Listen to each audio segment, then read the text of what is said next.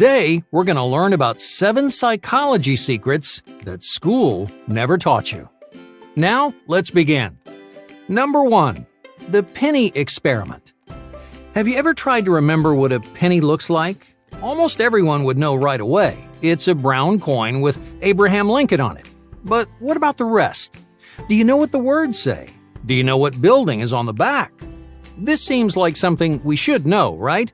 Most of us have seen thousands of pennies before, so why is it so difficult to remember these details? A psychologist might tell you that you can't remember because you never actually knew. This experience is often called mindlessness. It's when you do something without paying attention or storing any new memories. Just think back to the last time you brushed your teeth. How much were you really paying attention? You know it happened, but your memory probably stops there. You couldn't tell me how much time you spent on each tooth or how often you looked in the mirror. The same thing happens to many students when they study. After looking over your notes, you might realize you can't remember anything.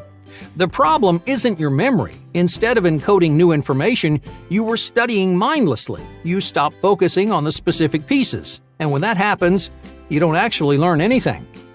To make the most out of everything you do, operate with intention. Try concentrating your mind on each individual thing. It may take a little more time, but you'll remember information when it counts. Number 2. The 3R technique. The average person spends about 12 years in school. Now, if you take out summer vacation, that's 108 months in class, 469 weeks of reading, writing, and doing homework. So how is it that we can dedicate 1,340 days to learning, yet no one ever teaches us how to learn? Students are forced to develop their own strategies to study and retain information. Some use flashcards, others make huge study guides. There are thousands of techniques, but how did they get so diverse? First of all, most students are just trying whatever they think works. They might be studying the wrong way because no one ever told them otherwise. Second, everyone learns a little bit differently. The most commonly used model, often called VARK, breaks students down into 4 learning groups: visual, auditory, reading and writing, and kinesthetic. Each one learns best from a different medium. Visual learners, for example, prefer pictures and diagrams, while kinesthetic learners enjoy tactile experiences. This has always been one of the biggest arguments against the modern school system. Classes and lectures favor certain kinds of learners over others. However, schools have made an effort to even the playing field. Many teachers started mixing in spatial and hands-on content to rope in visual and kinesthetic learners who couldn't retain much information from a lecture. But the VARK model raises another important question. If there are so many different kinds of learners, what learning techniques should people be teaching? Is there really an optimal way to learn? Yes and no. Many researchers have discovered incredibly effective ways to revolutionize your study habits. The 3R technique, for example, comes from a 2009 study by a trio of developmental psychologists. They found that a simple change to the way you read significantly improves retention. You start by reading a chapter and taking notes. Then you close your book and put your notes away. Now you recite as much of the content as you can remember out loud. After you finish, look back and review everything that you got wrong. Participants who used this technique scored higher and they spent less time studying. But why does this work? The 3R technique engages multiple parts of your brain. That means it works for several different kinds of learners. Visual and reading learners enjoy the combination of steps 1 and 3. Auditory and kinesthetic learners, on the other hand, get the most from step 2. Even though there are strategies like the 3R technique out there, everyone's ideal way of learning looks a little bit different. For whatever reason, school doesn't teach you to identify the type of learner that you are. But that information will help you way beyond graduation. Your learning habits may point you toward a career. If you've been learning the wrong way, you may uncover interests and passions that you never knew existed. Most importantly, the right techniques motivate you to continue learning. So no matter what kind of learner you are, you should never stop discovering new things. Number 3. Weber's Law. This basic principle of perception is rarely ever mentioned, but you experience it almost every day. Imagine you're in a department store when you see two items on sale. One was originally $5, but it's marked down to $2. The other was originally $40, but it's marked down to $37. So, which is the better deal? Most people instinctively choose the first, even though you're saving $3 either way. You think like this because it's harder to detect small changes in a more intense stimulus. The pricier item is better at hiding the small discount. It seems like you're saving less money simply because you're spending more. Now think about the last time you were standing in a crowded room. If you started whispering, would the room be any louder? No, you'd have to yell to make a difference in the room's overall volume. But if only one other person was in the room, they could easily hear you whisper. In different contexts, the same stimulus can completely change your perception of the world around you. Number 4. Mental rewiring. Learning affects more than just what you know or why you know it. The way you learn actually changes the way you think.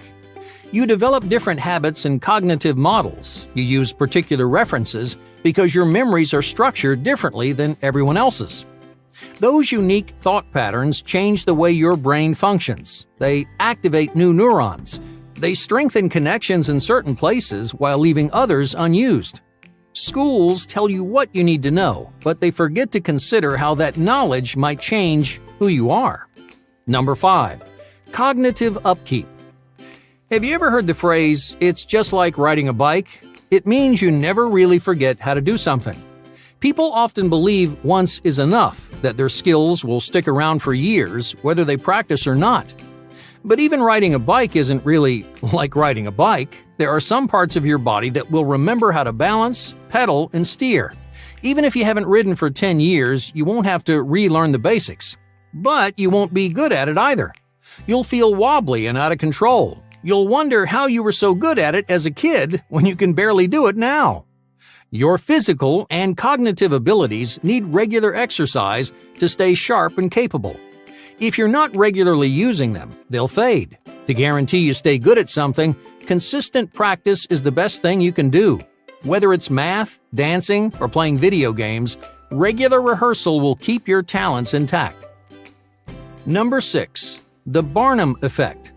School teaches you how to be logical, but we are full of contradictions. Educated or not, you consistently make unreasonable assumptions and uphold absurd biases. You can argue you're a rational person, but let me ask you this. When your food looks better, doesn't it taste better too? If someone's better looking than you, do they seem more confident? When a magician reads your mind, are you surprised by how accurate they are? These probably sound like 3 very different questions. However, they all point toward the same kind of mistake. When searching for answers, we aren't focused on the truth. We're looking for someone to tell us what we want to hear. We're more willing to believe a lie or perceive something that isn't there simply because we want it to be true. This idea is captured by the Barnum effect, which is named after the famous showman P.T. Barnum. He didn't actually come up with this theory, but he did make a living off of it. He popularized the idea that people see what they want to see. His shows were filled with obvious lies, yet people were still fascinated by his productions. All he had to do was convince them that he was a reputable source. In the modern world, personality tests are one of the best examples of the Barnum effect. After answering a few generic questions, these tests claim they can offer some insight into who you are. But what are they really saying? About 99% of the time, the same results could apply to just about everyone. They're general enough to give every person something to latch onto. That isn't to say that all personality tests are bogus, or that every performer is just lying to their audience. But the next time your mind is boggled by a fortune cookie, just take a step back and ask yourself, am I just seeing what I want to see? Number 7. A Small World. Have you ever played the game 6 Degrees of Kevin Bacon? This game comes from the idea that everyone is, on average, 6 degrees apart. In this case, a degree is anyone you know, whether it's a family member or someone you went to kindergarten with. There's something most people don't realize about this game. It's actually based on real research. It stems from a study run by an infamous psychologist named Stanley Milgram. In his small world experiment, he connected people in Massachusetts to complete strangers in Nebraska. On average, it took only 5.2 connections, or 6 if you round up. So, what does this mean? Well, for some people, a single school, neighborhood, or city can feel like a massive and diverse place. But maybe the world is a lot smaller than you think. Thank you.